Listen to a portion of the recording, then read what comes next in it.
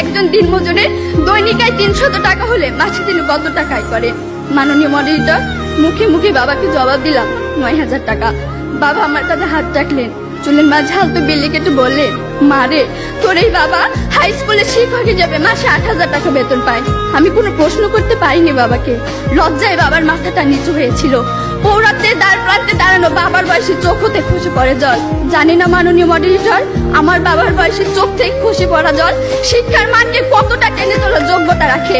মাননীয় মডারেটর, এই যদি হয় শিক্ষাগুরুর জীবন, তাহলে একটা সময় হয়তো এদেশে আর কোনো শিক্ষকই পাওয়া যাবে না। এমন বাংলাদেশ আমরা কখনোই আশা করি না।